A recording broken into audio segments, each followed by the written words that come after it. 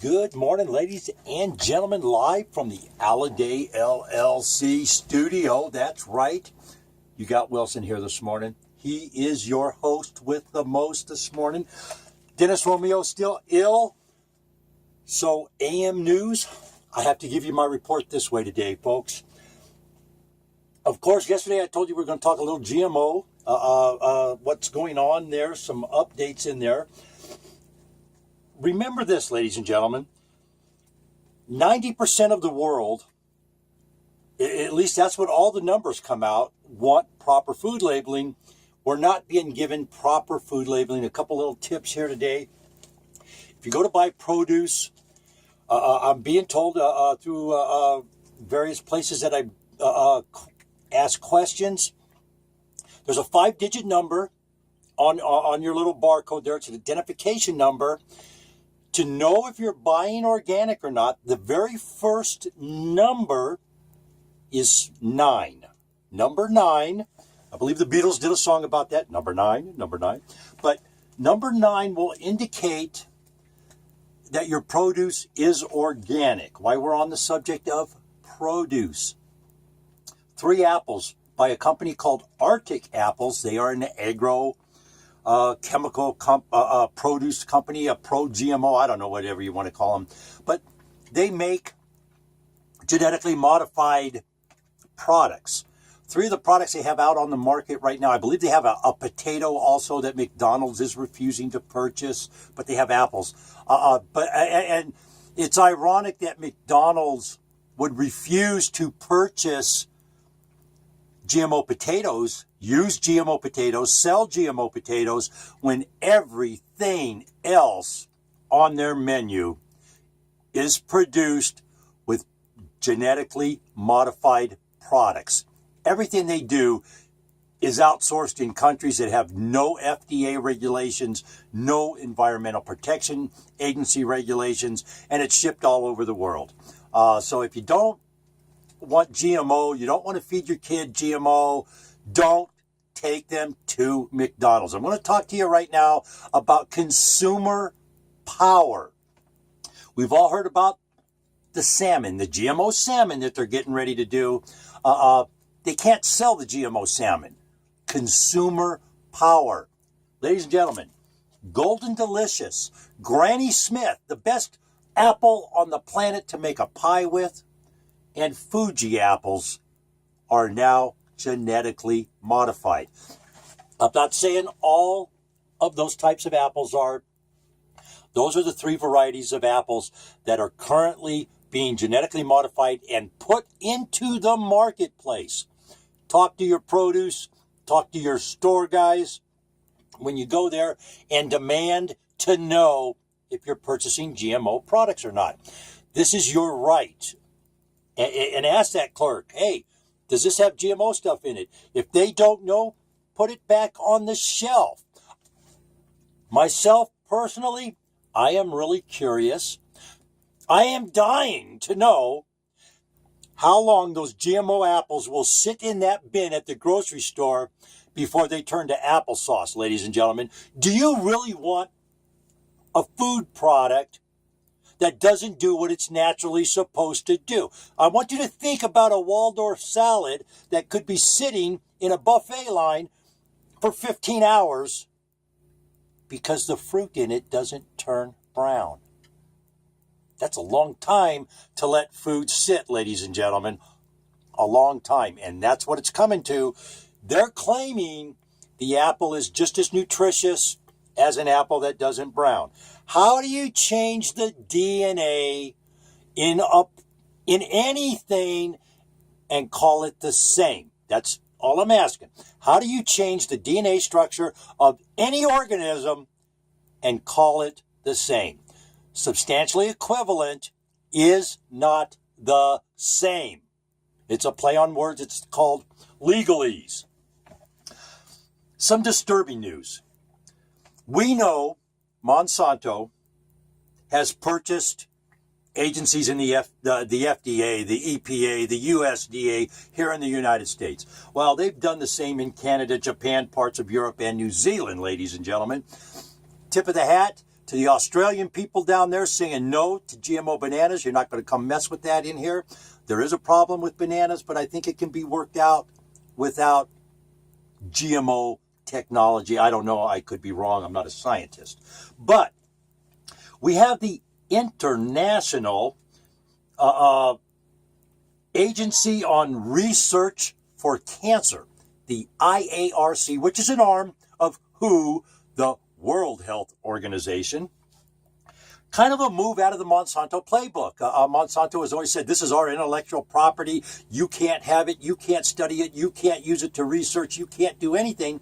Well, now this study on glyphosate, because it's been classified as a probable carcinogen, which means it will probably cause cancer. I'm sorry, but when they do lab animals and they test them, they get all these weird things growing out of their neck. They get fish that come up that look like that fish that jumps out of the river on The Simpsons with the third eye on his forehead. But yet, Monsanto claims it's not a carcinogen. Ladies and gentlemen, Google this phrase. Monsanto knew, database exposed.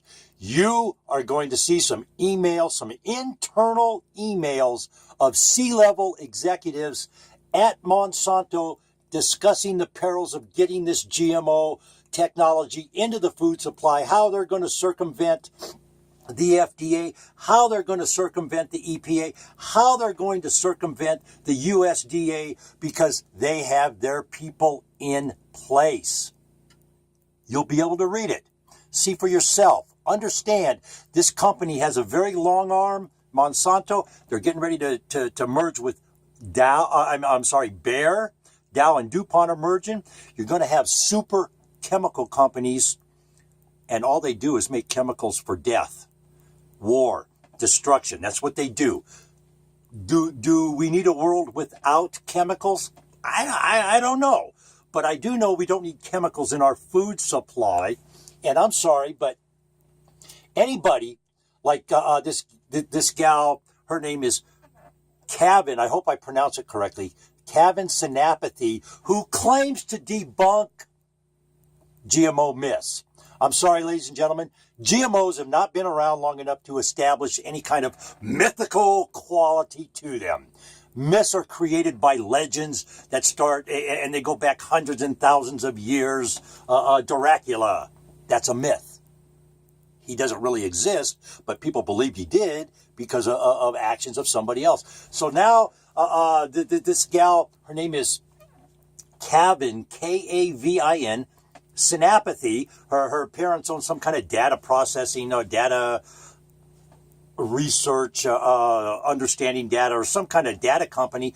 But she claims she's an independent writer debunking science. She attacked Vani Hari, wrote a book attacking Vani Hari's credibility. All Vani Hari did was say, hey, this chemical they make yoga mats is in the bread at Subway. This chemical that they do this with is in this food product. Vani Hari, she's a cutesy little kind of airheadish TV host. And I don't say that to disrespect Vani Hari. What Vani Hari has done is, what she's done has been a great, fantastic service to everybody in the United States and everybody who eats food. I say that with all due respect to Vani Hari. She's been very successful. She has fought because of what she believes in. She got a TV show. She earned it. Unlike this gal, Kavin Synapathy, who goes out and blasts everybody that has PhDs. She's a science commentator. She's paid to comment on science. When I read that, it's like, wow, you know what? You really don't know your ass from a hole in the ground, but yet you want to bang Vandana Shiva, who happens to have a PhD in agriculture. I mean, come on, give me a break here. This gal has to be paid by the Monsanto propaganda machine. She's part of it. She's proud mother of two, putting GMO food on the table. I'm sorry.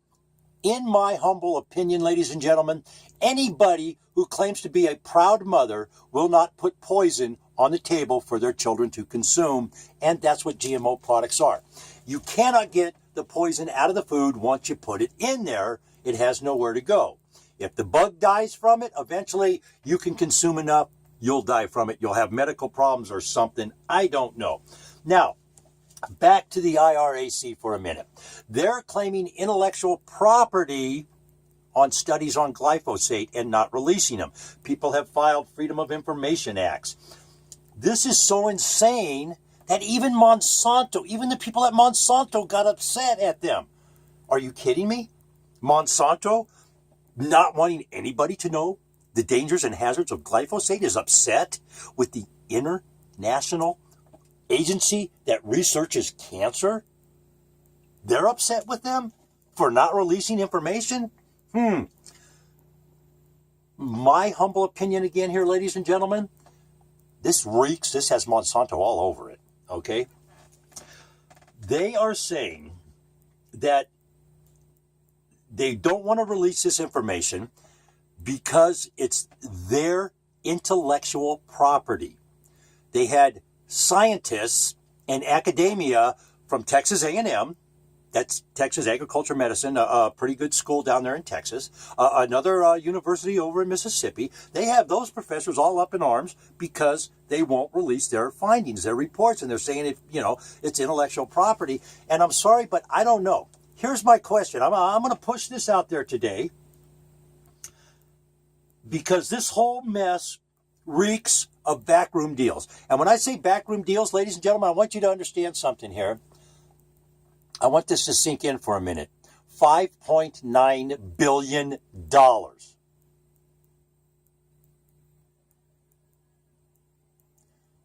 I'm going to say it again. $5.9 billion. Billion dollars, ladies and gentlemen. That is how much Monsanto generated on the product that they sell, glyphosate alone. They are predicting that number to go to $9.2 billion in the next 3 years. That tells me that they have an inside track on keeping everything suppressed for at least 3 more years on this glyphosate issue.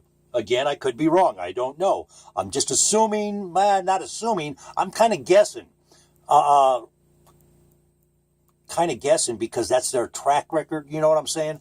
But that is a lot of money to generate on one chemical. And if you don't think that this whole food labeling, that everything involved here that's going on in the genetically modified industry is not to sell a chemical, you've bumped your head on something and you really need to sit down and take inventory, ladies and gentlemen. $5.9 billion a year right now. That allows them to spend $500 to $750 million on lobbyists, buying politicians. I mean, think about it. They gave Hillary Clinton, this gal that wants to be our next president, $325,000 to come in and talk for 1 hour and tell them you need to properly address this issue. Genetically modified corn sounds awful. Drought-resistant corn is more palatable. Basically told them how to phrase things and put a lot of legalese in there and lie to people is what she did. But we know that that's her MO. Lie. I think somewhere in her name, lie is written in their name somewhere. I'm a liar. I don't know. But I don't think she knows anything else to do but lie. That is just like her nature, I guess. I don't know. But she is deep in this issue here too. Wilson says, vote for the other guy. Don't vote for Hillary. She's bad news, ladies and gentlemen. She will put Monsanto on your dinner plate. Now, I want you to think about Hunger Games as we close today. If you do not see the parallel in what is going on in our society right now in Hunger Games, you're sadly mistaken. I know Hunger Games was a movie. It was entertainment purposes only. But I want you to think about something for a minute, ladies and gentlemen. You can control millionaires with gold and oil. You can control everybody with food. You can make them dependent on your medical. You can make them dependent for education. You can give them food. You can control entire civilizations with food. On that note, ladies and gentlemen, I will leave you today, and I will say, hey, if you need updated information on property preservation industry, get over there to Foreclosurepedia. There is a lot happening, a lot going on. Again, CWIS in the news, Michael Breeze in the news, stealing again under the supervision of Eric Miller. You know, Eric, you know what is going on. You're not stopping it. You are an accomplice to every crime. The membership, the offender members of the National Association of Mortgage Field Services commit. You watch them do it every day, and you allow it to go on. Hey, ladies and gentlemen, I want everybody, going to be gorgeous out. Let's have a great day. Let's all be safe out there. You need to get a hold of me, 775-230-9915 on the World Wide Web, www.alladayllc.com.